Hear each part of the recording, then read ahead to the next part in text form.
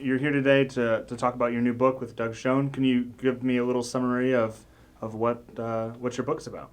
Yeah, the book, Mad as Hell, talks about how the Tea Party movement is remaking our two-party system.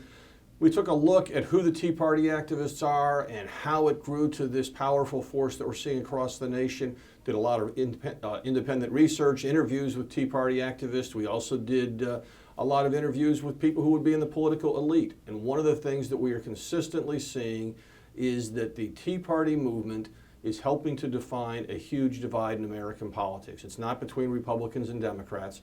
It's between the political class and mainstream Americans. That gap is huge. On a very basic issue, mainstream Americans believe that reducing spending and deficits is the best thing the government can do to help the economy.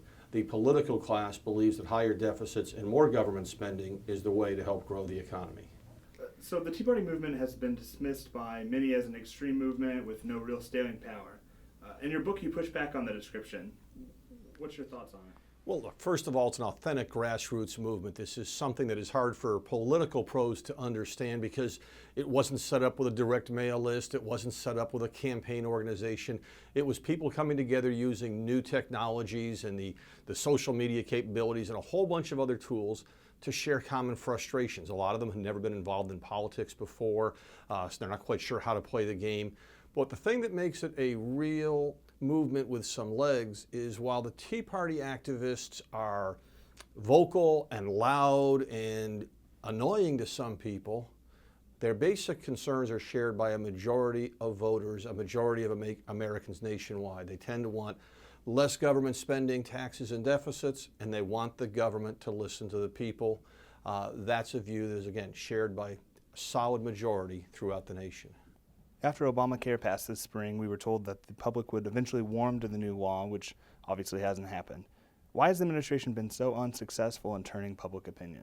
The public opinion about the health care law has been stable for a year and a half, and when the president first announced it as an initiative in his administration, it got modestly positive reviews. That all changed in a single moment when the Congressional Budget Office said it would cost $1 trillion. Most Americans wanted health care reform to reduce the cost of care. The minute they put that price tag on, people said, no, this isn't what we're looking for. And the more the debate went on, the more it became clear that this was going to be a bigger government role, more government spending, and that's something that was just not where most voters were heading. Most Democrats continue to strongly support the plan. Republicans and unaffiliated voters do not, and it gets right back to the core issues of cost. Today, 81% of Americans believe the program will cost more than projected. 6 out of 10 believe it will increase the federal budget deficit. Most believe it will increase the cost of health care, and most believe it will hurt the quality of care. And the people who fear it most are senior citizens. They happen to be the people who use the system the most and also who vote the most.